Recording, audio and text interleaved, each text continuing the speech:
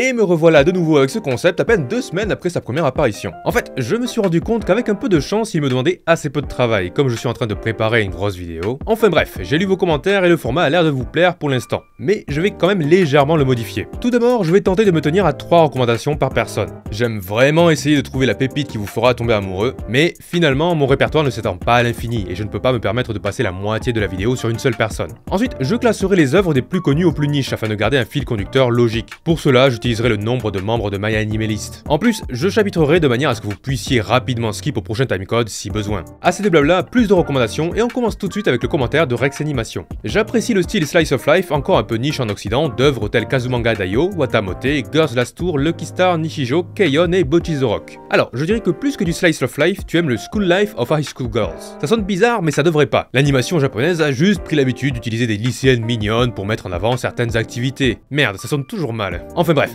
les connaisseurs sauront qu'on a affaire à des personnages hyper attachants et que leur seul quotidien nous fait passer un bon moment. Dans Bocchi the Rock, on se reconnaît dans l'extrême introvertisme de Bocchi, qui se décompose littéralement à la moindre interaction sociale qui tourne mal. Ou alors dans Nishijo, c'est l'humour absurde de chaque scène qui fait mourir de rire. Et donc, Rex Animation, avec tout ce que j'ai dit, je te recommande Danshi Kokose no Nishijo, ou en anglais Daily Lives of High School Boys. Laisse-moi t'expliquer. En fait, dans la même vibe que Nishijo, l'anime nous présente des situations presque banales, mais que les personnages rendent hilarantes en exagérant le trait. Tu le vois, avant le premier opening, alors que le protagoniste réitère le cliché du sprint avec une tartine, ses amis apportent leur propre version. Et vers la fin du premier épisode, on introduit un gag récurrent que j'adore, où deux lycéens qui ne se connaissent pas vont essayer à tout prix de paraître classe, même si ça échoue à chaque fois. Genre, le vent est agité aujourd'hui. Mais ce vent est comme une complainte, alors qu'intérieurement, les deux se disent « Mais qu'est-ce qu'on raconte ?» Et pendant que Nishijo crée toujours la situation la plus absurde possible, quitte à jeter à la fenêtre le réalisme, on se souvient tous de la scène avec les chiens qui mordent, et bien dans Danshi Kokose no Nishijo, c'est vraiment la synergie des personnages et l'humour des dialogues qui rendent les passages hilarants. À l'épisode 2, notre héros ne fait juste que ramasser un bâton par terre, et là, bam, son pote l'attaque en traître. Et l'adversaire défait, et le troisième commence à faire le narrateur, ainsi Tadakuni commença sa quête pour devenir le plus fort des épéistes. J'aime beaucoup trop cet animé dont je ne connais malheureusement pas l'original, et si le premier épisode te tente un tant soit peu, fonce. Ensuite, pour revenir sur le sujet des lycéennes, j'ai Yuru Camp, qui comme le montre l'affiche, se base sur des jeunes filles qui campent. Ici, on suit toujours des personnages très sympathiques et attachants. Ils égalent peut-être pas le niveau de Keion ou Bocchi the Rock, sauf qu'ils évoluent dans une ambiance qui fait toute la différence. Vraiment, même si on traite de vie scolaire, on passe au moins la moitié du temps d'écran dehors avec une tente. Et en camping, il se passe pas tant de choses que ça. Mais la musique, les bruitages, les paysages, tout a été pensé pour qu'à travers la série, on a l'impression de voir un paradis sur Terre. En plus, on suit également des amateurs, en plus du narrateur qui explique pas mal de trucs, donc ça donne pas mal envie d'en faire soi-même. Alors, en contrepartie, on a moins d'action et de moments drôles, mais en tant que série chill et sans prise de tête, y a rien de mieux. J'ai commencé par l'animé avant d'attaquer le manga, et assez logiquement, l'ambiance de l'adaptation surpasse complètement l'original. Il y a juste à écouter la bande-son ou le premier ending pour s'en rendre compte. La guitare rend nostalgique d'un truc que tu viens d'attaquer. Enfin bref, arrêtons-nous là et passons à la troisième recommandation. Rex Animation, tu mentionnais davantage regarder des animés que lire des mangas. Tu as de la chance car ce troisième titre, comme les deux autres, je les ai regardés avant d'aller les lire. Tu peux donc choisir pour les trois. Et pour le plus niche, j'ai pris Yu Yu Shiki. Alors, pour celui-ci, difficile d'expliquer le charme pour les non-connaisseurs, puisqu'en fait, Yu Yu Shiki garde un peu la même vibe que Lucky Star ou Azumanga Daioh, si je me souviens bien. On suit juste un groupe de 3 filles qui passent du temps ensemble, et comme elles sont toutes attachantes avec leur petit caractère, on a besoin de rien de plus pour apprécier leur discussion. À la base, le manga se présente en 4 cases, un format parfait pour les comédies et adopté par une grande partie de ta liste. Ainsi, il y a toujours un risque que tu n'accroches pas au personnage ou l'humour, mais techniquement, Yu Yu Shiki suit les trucs que tu aimes. Les lycéennes ont leur propre délire et comme souvent, j'aime beaucoup leur dynamique, la synergie de leurs répliques. C'est le genre de titre où t'as l'impression de passer un bon moment, bon, peut-être pas le meilleur de ta vie, sauf qu'au moment où la série s'arrête, tu ressens ce pincement au cœur, cette peur de quitter ses personnages. Et donc voilà pour toi Rex Animation, j'espère que je t'aurai aidé et on passe à la suite avec Real Galax Pro. Perso, je crois avoir fait le tour en manga, mais connais-tu des mangas stratégie pépites avec une assez bonne histoire, style Tomodachi Game, Dr. Frost, Usogi, DN, Akagi, Kaiji, Gambling Emperor, Kakegurui?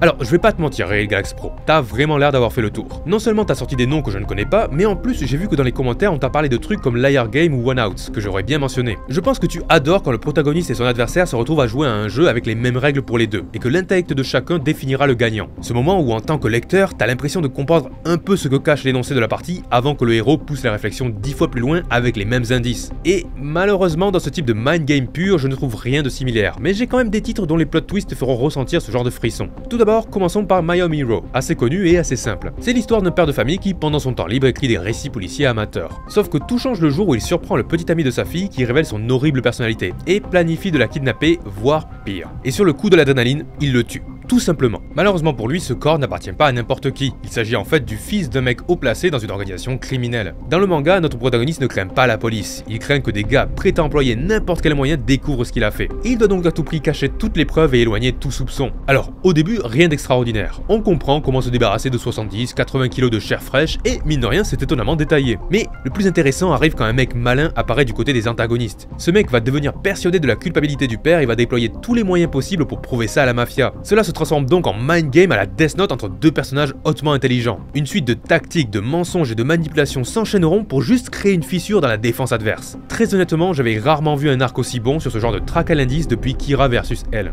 Ensuite, je peux te conseiller Battle Game in 5 Seconds. Là, on change complètement de registre puisque notre héros se fait amener dans un isekai où il obtient un pouvoir. Pas très intéressant dit comme ça, jusqu'au moment où l'on apprend que sa capacité est en fait celle que l'autre imagine. Comme je disais dans cette vidéo, si son adversaire pense qu'il peut lancer des Kamehameha, cela va très exactement se produire. Cela demande donc un niveau de mind game et de bluff. Bon, bien évidemment, ici l'action prend une bonne partie du show puisque les autres participants se voient également dotés de pouvoirs, genre le premier ennemi peut créer une lame qui peut tout trancher. Sauf que plus tard, on amènera tout ce moment dans une forêt dans une sorte de battle royale par équipe. On comprend alors que ce qui va déterminer la fin de ce jeu dépend en partie de la force brute de chacun, mais surtout des stratégies de chaque participant. Le protagoniste n'est pas seul à préparer un plan, et il va même rencontrer des gens qui égalent son intellect. Tu mêles ça avec la variation des pouvoirs et tu te retrouves sur un passage passionnant. Je me souviens avoir beaucoup aimé suivre cet arc, essayer de deviner ce qu'il va arriver avant que le manga ne révèle qu'il m'a induit en erreur tout du long. Un passage que j'ai même préféré à l'épreuve dans la forêt de Tomodachi Game après le paquebot. Malgré le côté fantasy et pouvoir, les stratégies restent le point fort de ce manga. Et enfin, pour terminer, comme tu as dit avoir lu One Out c'est Liar Game, et ben je te propose la dernière œuvre de Kaitani Shinobu, Kamononegi ni wa Doku Agaru, ou La fin du système en français. On change encore complètement de registre puisqu'ici on suit une étudiante qui assiste son professeur d'économie dans ses aventures. Alors,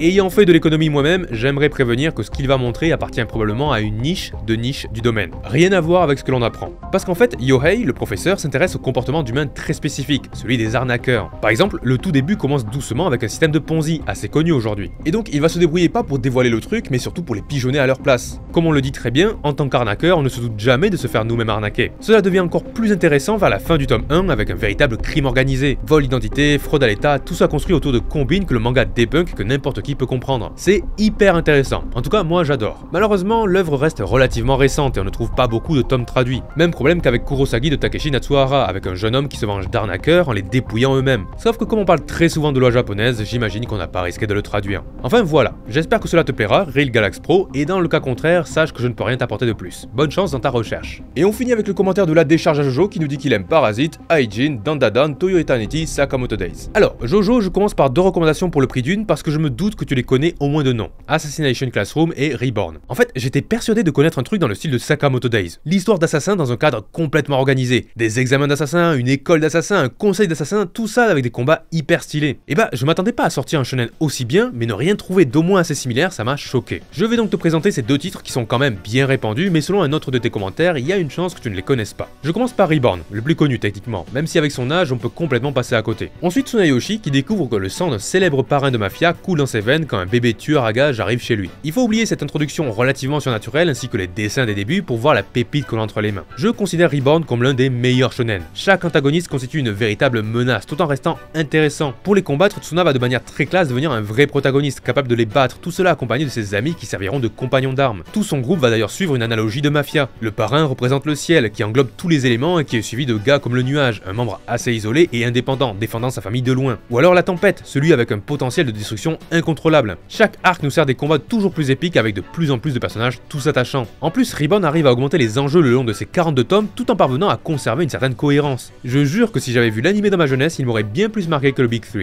Et dans un registre différent, on a Assassination Classroom, un autre excellent shonen. Dans un lycée, ou un collège, je sais plus, on découvre une classe qui va obtenir un prof principal assez particulier. Cette sorte d'alien semble capable de détruire la Terre et rien ni personne ne peut l'éliminer. Il se déplace plus vite que le son et les armes classiques ne lui font rien. Heureusement, il déclare vouloir enseigner à notre classe qui va devoir profiter de l'occasion pour tenter de sauver la planète. Encore une fois, des personnages hyper attachants, mais dans un style différent de Reborn. Alors que le premier se base sur beaucoup d'actions et de combats pour faire évoluer son cast, Assassination Classroom nous montre bien plus de school life. Grâce à cet être surnaturel et ses leçons, chaque élève va réussir à devenir une personne meilleure et leurs relations constitueront le cœur du titre. Et après avoir surmonté chacun leurs problèmes individuels, cette classe va s'unir dans des plans et des stratégies hautement complexes pour réussir à assassiner leur professeur. J'aime énormément. Après, comme je disais, ces mangas parlent pas mal aux gens, donc passons plutôt à la deuxième recommandation, Versus. Alors Jojo, j'imagine que tu connais Dandadan à l'instar de beaucoup d'autres grâce à son adaptation en animé. Y a pas de mal à ça, il paraît qu'elle envoie du lourd. Malheureusement, à ce jour, il n'existe pas d'animé à cette œuvre. Ce que j'adore dans Dandadan, c'est le concept. Momo croit aux fantômes et surnaturels, et Ken se passionne des extraterrestres. Sauf que leur plus grande surprise, les deux existent. Contre leur gré, ils ont déjà plongé dans ce monde où les menaces se cachent sous leur nez. L'idée que les histoires de fantômes peuplent la Terre et dissuadent des aliens d'atterrir, quel concept génial. En plus, notre duo, tout en visant la place du meilleur couple depuis un moment, n'ont pas pour objectif de sauver la Terre. Malgré le rôle de protagoniste, il reste des proies dans ce monde, ils doivent tout faire pour simplement se défendre.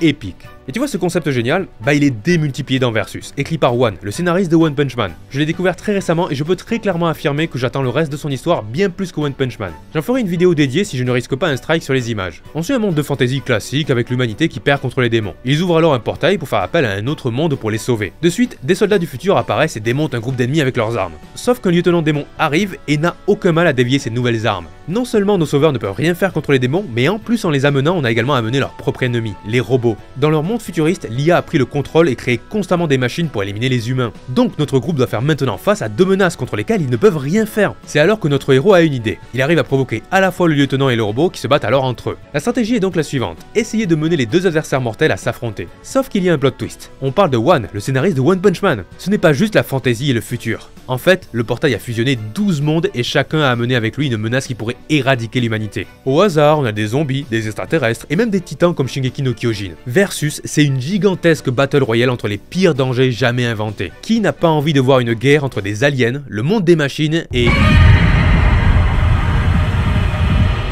Et là, je n'ai même pas présenté la moitié des horreurs de ce manga. Incroyable, j'adore. Allez, on passe vite à la dernière recommandation, sinon je vais passer 10 minutes uniquement sur ce titre. Pour celui-ci, j'ai pris davantage de risques avec The Bugle Call. Alors, je croyais ce manga assez niche, mais finalement, pas mal de commentaires le mentionnaient. Et quand je l'ai lu, ça m'a fait penser à Toyo Eternity. Pour ceux qui ne connaissent pas, Fumetsu no Hanatae, pour vraiment spoiler un minimum, c'est l'histoire d'un être immortel qui découvre la nature humaine. Ce dernier au début ne connaît rien de ce monde, un organisme qui vient à peine de naître sur Terre. Il va alors prendre notre apparence pour en apprendre davantage. Et en explorant la nature humaine, lui et nous allons découvrir en même temps ce qu'il y a de beau chez l'homme avec un grand H. Chaque personnage rencontré va d'une manière ou d'une autre nous tirer des larmes. Ce n'est pas juste qu'on a peur de voir des gens mourir, certains ne la craignent pas. C'est que peu importe à quel point une situation semble désespérée, des personnages vont trouver le courage de garder espoir et d'accomplir la chose à faire. Comme avec Bloom, j'ai beaucoup pleuré en le lisant, et pas uniquement à cause des moments tristes, mais surtout grâce à la beauté de certains passages. Et donc, quel rapport avec The Bugle Call, qui au premier abord semble assez différent? Au tout début, on suit un mercenaire qui rêve de faire de la musique pendant qu'il sert juste de signal sonore lors de batailles à grande échelle. En plus, stratégie militaire et système de pouvoir servent de piliers au manga, alors qu'on ne les trouve pas dans Toyo Eternity. Sauf que dans ces derniers volumes, Sensou Kyoshitsu introduit un enjeu que personne n'imaginait et cela m'a fait penser à Fumetsu no Hanatae. Et en fait, ce n'est pas juste la fin des scénarios qui se ressemblent. À long terme, The Bugle Call montre des personnages également très attachants qui vont se retrouver dans une situation qui les dépasse complètement. Et notre héros va jouer un rôle crucial. Ses actes vont décider du sort de beaucoup de gens, alors que lui ne rêve que de s'éloigner de tout ça. D'une manière ou d'une autre, il est lié aux futurs enjeux qui vont l'empêcher de profiter de ce qu'il aime. En plus de tout ça, on a d'excellentes guerres à grande échelle, agrémentées d'un concept qui change la formule en rendant le tout assez original. Cette œuvre gère vraiment bien son action, ses combats et sa stratégie, rien à dire là-dessus. En fait, si les aventures des deux titres ne se ressemblent pas du tout, les facteurs qui servent de liant, eux, le sont. Des protagonistes accablés par le poids de leur rôle et ayant perdu beaucoup de choses, qui grâce à leur entourage trouveront la force d'affronter l'ultime menace.